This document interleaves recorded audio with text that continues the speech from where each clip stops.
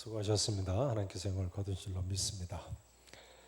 자, 요즘 우리는 예수님께서 부활하시고 40일간 제자들에게 나타나신 기간을 지내고 있습니다. 그래서 저도 요즘 예수님의 부활에 대해서 계속 말씀을 증거하고 있습니다. 의정부의 어떤 침례교 목사님은 1년 내내 부활에 대해서만 설교하신다고 그래요. 어떻게 우리도 1년 내내 예수님 부활에 대해서만 설교하면 어떻겠습니까? 여러분께서 원하시면 저도 그럴 수 있겠습니다. 그 정도로 부활에 대해서는 할 이야기가 많은 거죠. 그러나 저는 다음 주까지만 할까 합니다. 걱정하지 마세요. 그 다음 주는 어린이 주일이니까요. 또 그 다음 주는 무슨 주일이죠?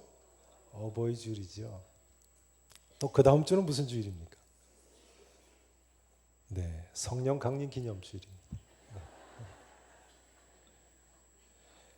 아무튼 그러니까 이 진리는 전해야 하고 들어야 할 내용이 많이 있는 것입니다. 사실은 이 진리는 무궁무진합니다.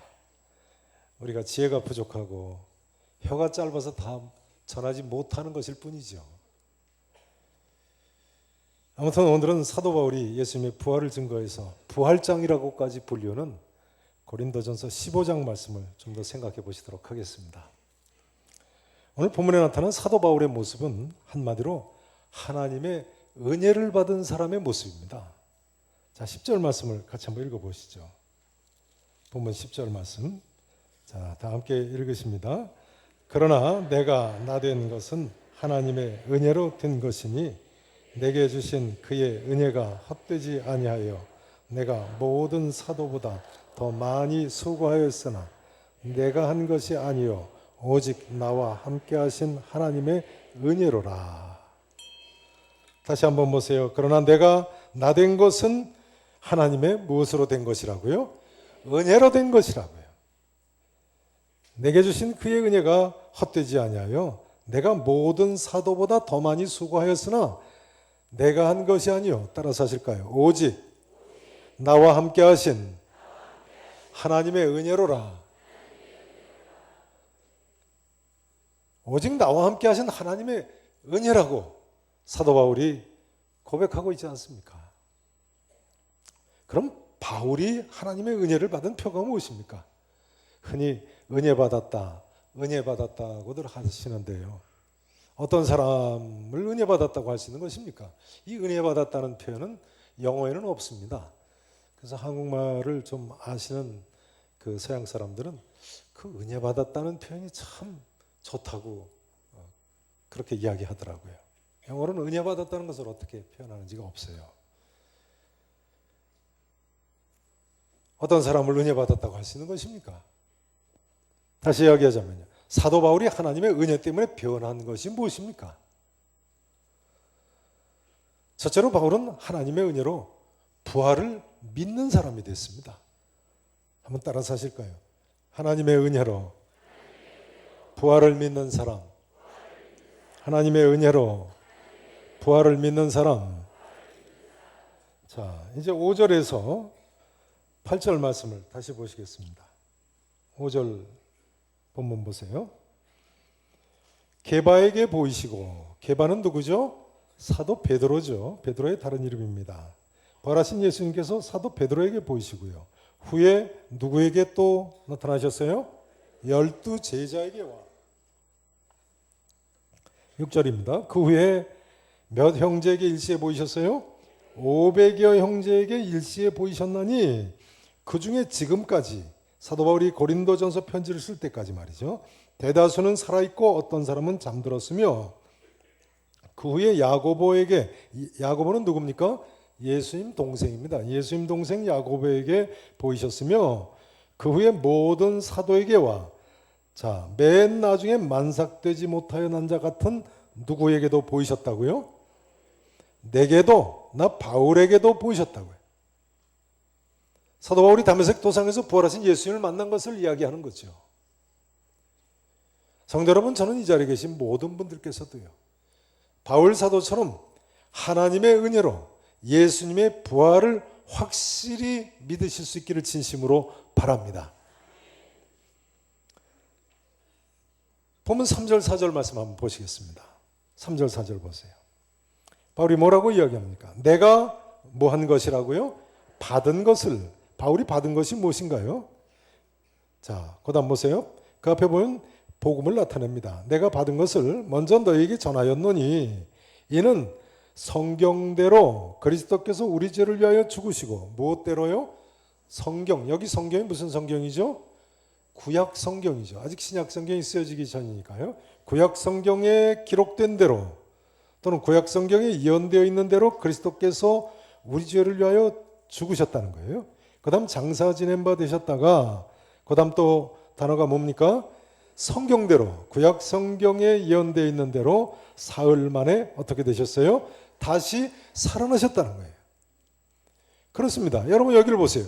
이 구약 성경을 보면요, 정말 그리스도께서 메시아가 우리 죄를 위하여 죽으실 것이 예언되어 있고 장사 지낸 바 되셨다가 사흘 만에 다시 부활하실 것이 예언되어 있어요.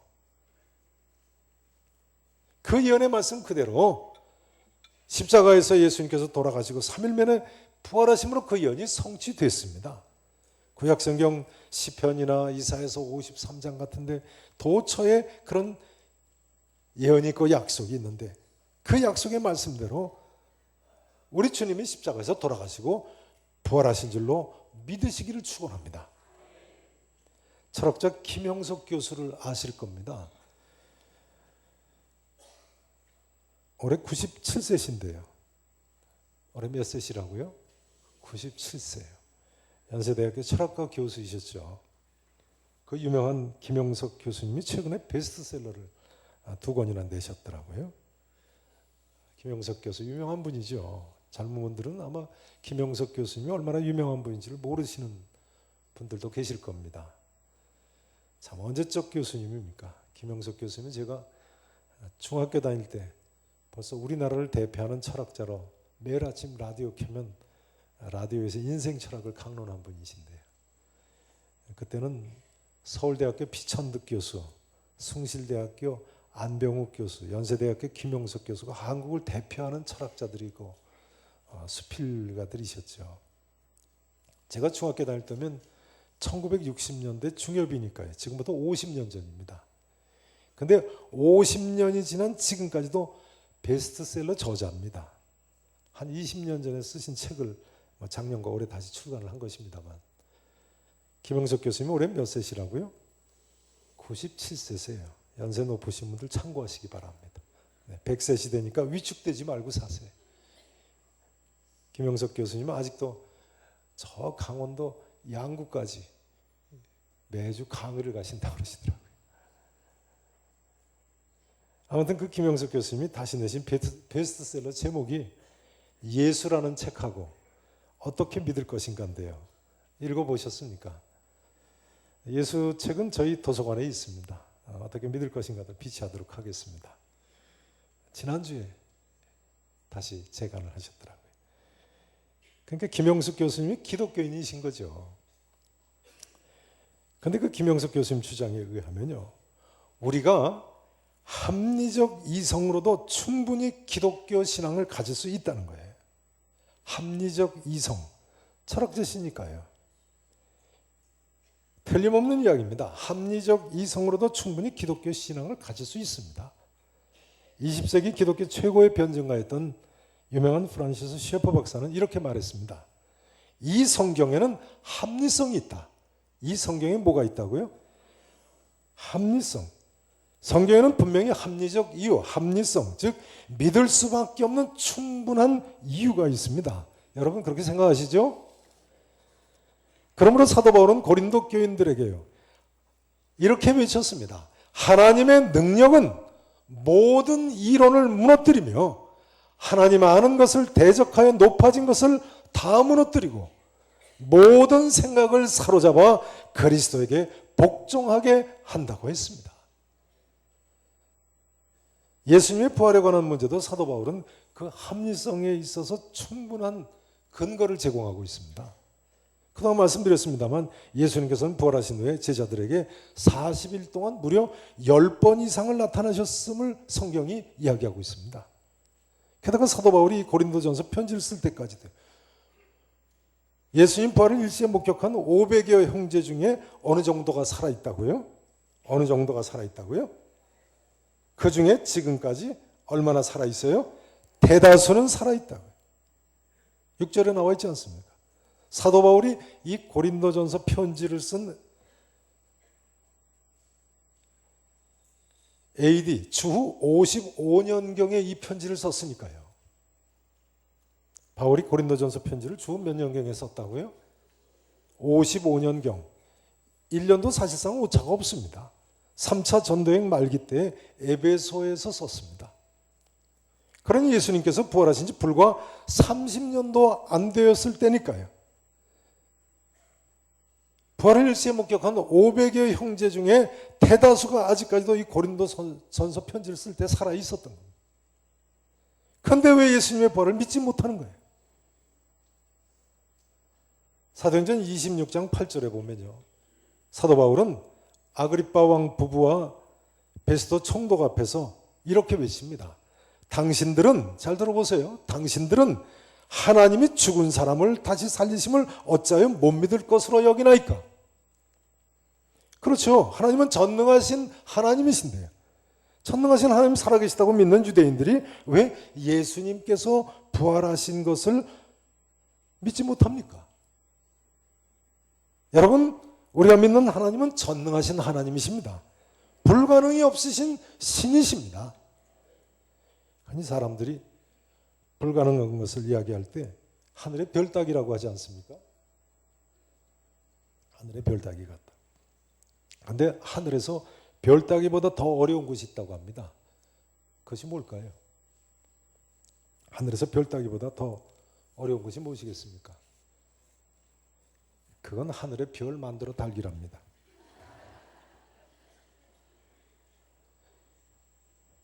근데 우리 하나님께서는요, 그 많은 무수한 하늘의 별들을 다 만드신 분이십니다. 하나님은 전능하신 하나님이시니 가능한 거죠.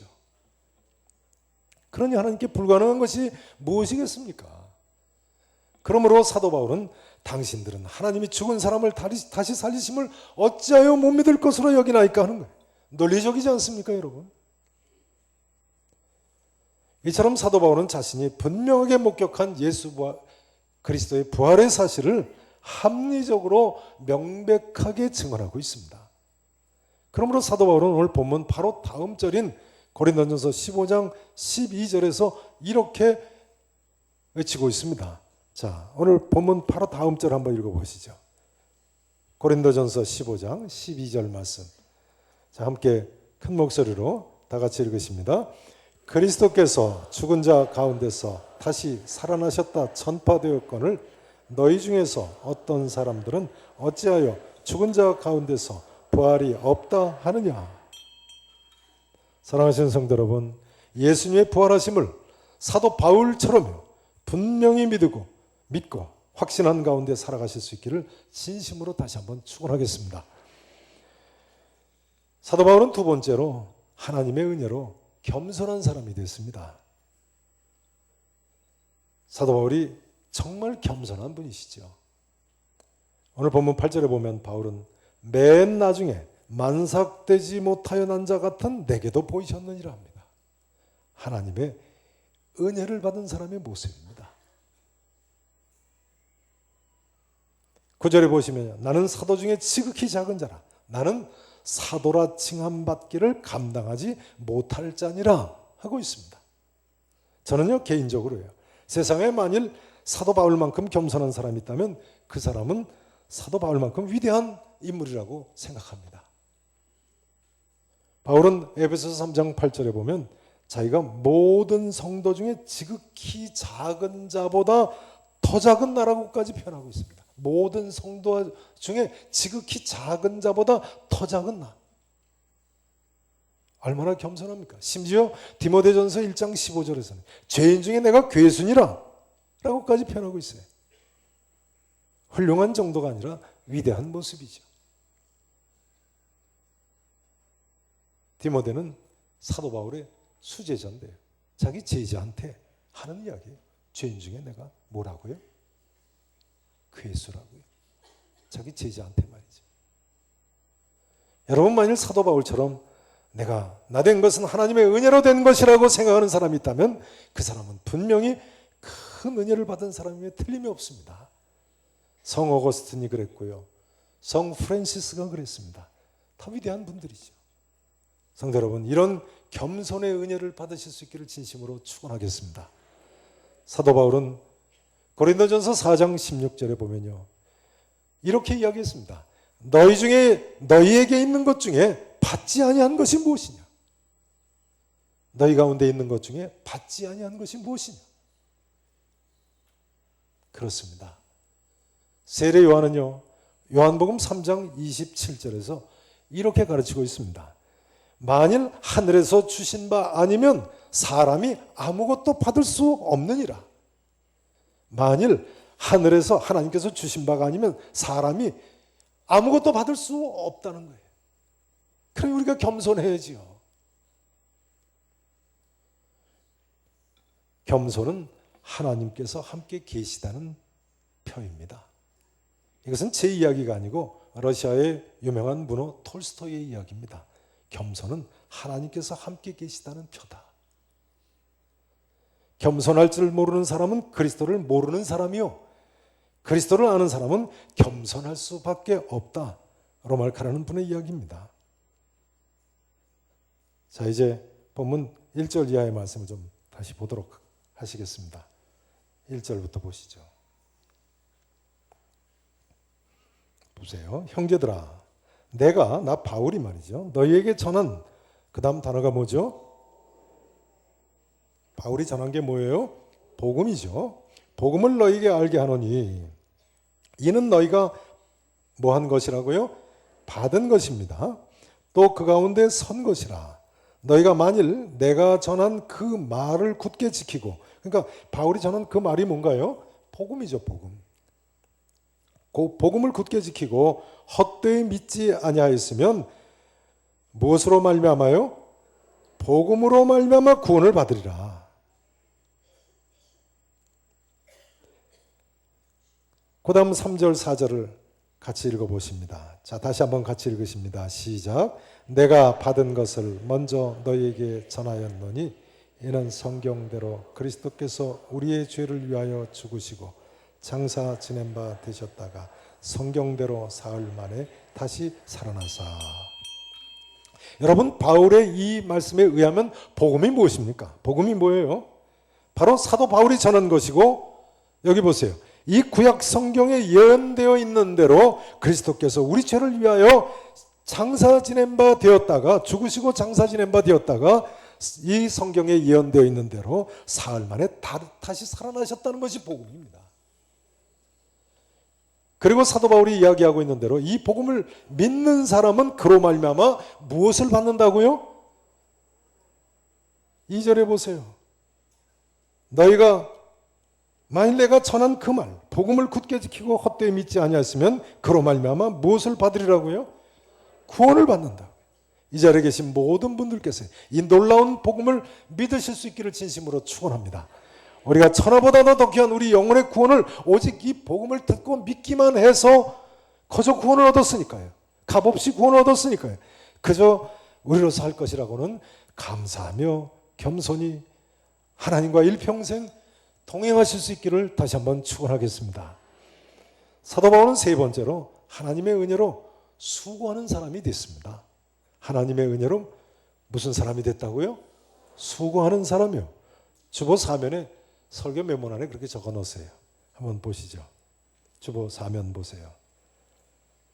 첫 번째 뭐라고 적어 놓으셨습니까? 따라서 하십니다. 하나님의 은혜로 부활을 믿는 사람.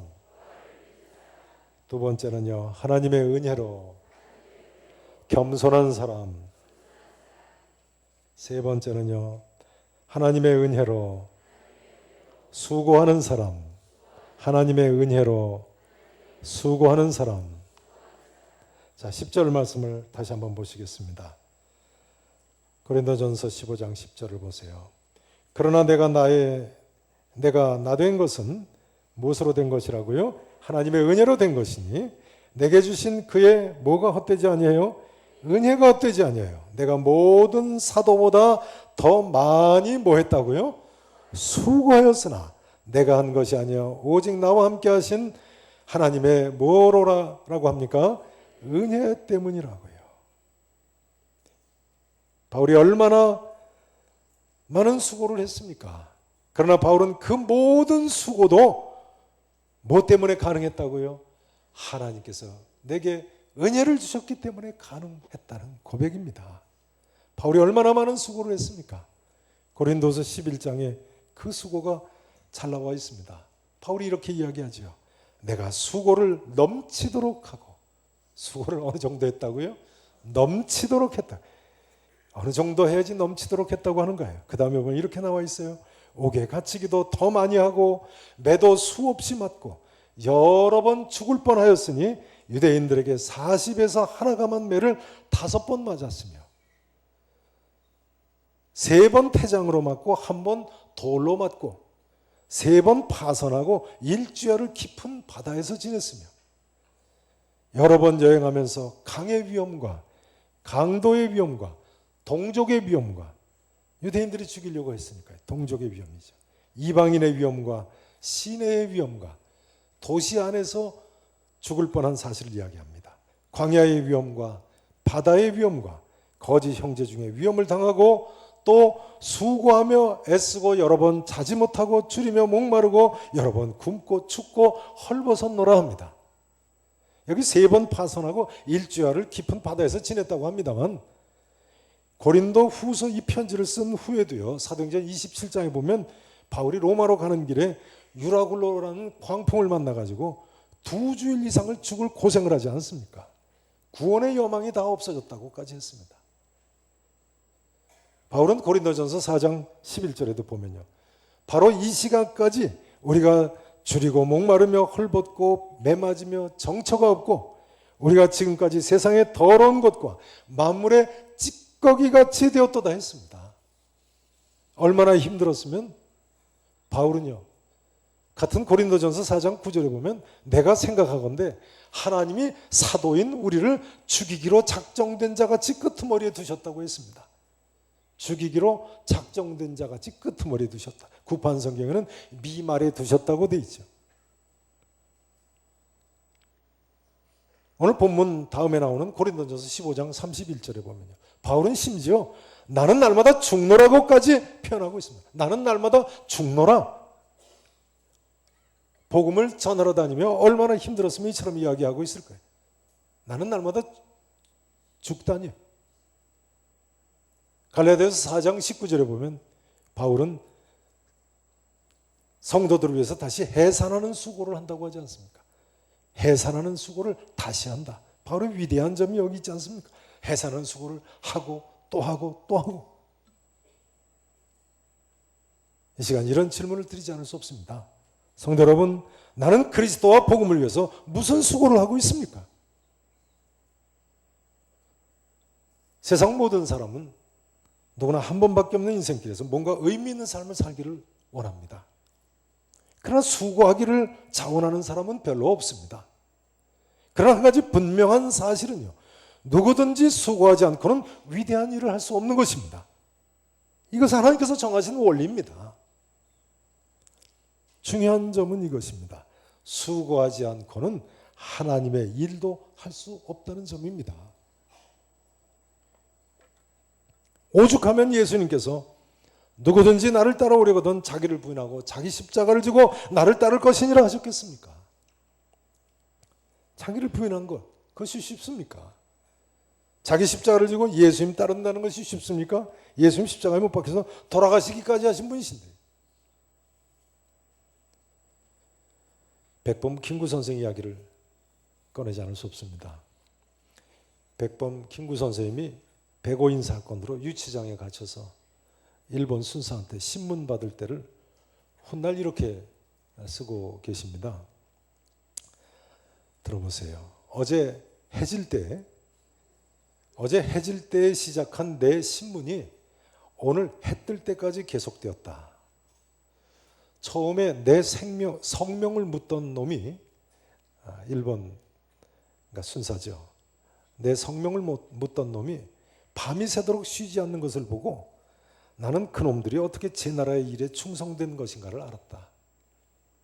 저놈은 이미 먹은 나라를 삭히려고 밤을 새거늘 나는 제 나라를 찾으려는 일로 몇 번이나 밤을 새웠던 거하고 스스로 돌아보니 부끄러움을 금할 수가 없고 몸이 바늘방석에 누운 것과 같아서 스스로 애국자인 줄 알고 있던 나도 기실 만국민의 근성을 가진 것이 아닌가 하고 눈물이 눈에 넘쳤다. 여러분, 이런 대단한 고생과 수고에 백범 선생의 위대함이 있지 않겠습니까? 이제 저는 여기서 이런 생각을 하지 않을 수가 없습니다. 세상 나라에 충성하는 사람들도 이처럼 수고하는데 하나님 나라에 충성한다는 우리는 얼마나 더 수고를 해야 되는가. 도산 안창호 선생이 상해에서 독립운동을 하시다가 일본 경찰한테 붙들려서 재판정에 섰을 때 이야기입니다. 안창호 선생께 일본 검찰이 당신 직업이 도대체 뭐요? 하고 물었다고 합니다. 그러니까 도산 선생님께서 내 직업은 독립운동이요 하시면서 이렇게 말씀을 하시더랍니다. 나는 밥을 먹거나 잠을 자도 한국의 독립을 위해서 한다. 내게 목숨이 붙어있는 한 나는 독립운동을 하겠다. 일본 사람이 일본의 독립운동을 하고 미국 사람이 미국의 독립운동을 하는 것처럼 한국 사람이 한국의 독립운동을 하는 것이 당연하지 않은가? 뭐가 잘못됐단 말이요? 백범 김구 선생이건 도산 안창호 선생이건 두 분 다 얼마나 대단한 애국자이십니까? 그런데요, 우리는 먹든지 마시든지 무엇을 하든지 다 하나님 영광을 위해서 하라는 하나님의 명령을 받은 사람들인데요. 오히려 우리가 더 하나님 나라를 위해서 수고하고 헌신을 해야 되지 않겠습니까?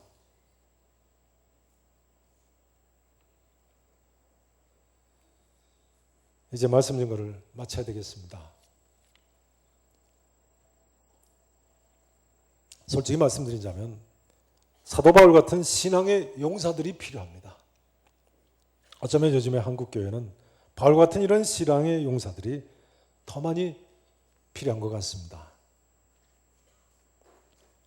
하나님의 뜻대로 사는 사람.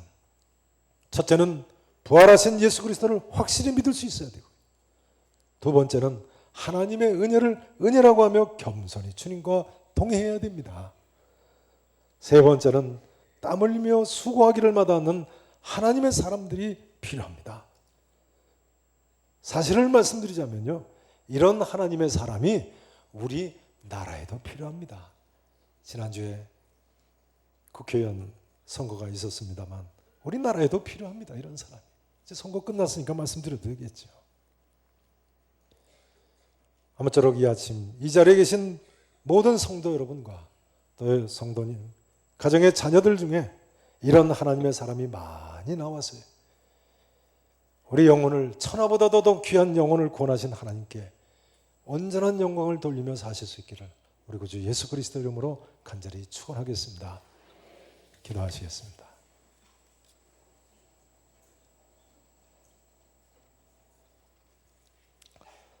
전능하시고 분명히 살아계신 우리 아버지 하나님,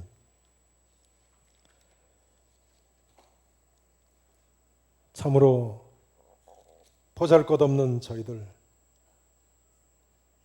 어쩌면 맨 나중에 만삭되지 못하여 난 자 같은 우리에게도 하나님이처럼 믿음의 길로 나오게 해주심을 감사합니다. 나의 나 된 것은 하나님의 은혜로 된 것이라고 주님 앞에 고백하며 나오는 사랑하는 성도들을 하나님 믿음 더욱 주시옵시고, 믿음의 용사되어 주님과 일평생 동행하며 살게 해 주옵소서. 땀을 흘리며 수고할 때마다 하나님 도와주시옵시고 홀로 있지 않게 하시고, 하나님 영광을 위해서 먹든지 마시든지 무엇을 하든지 헌신할 수 있는 우리 모든 계산의 성도들이 되게 해 주시옵소서. 살아계신 예수 그리스도 이름으로 간절히 축복하며 기도합나이다.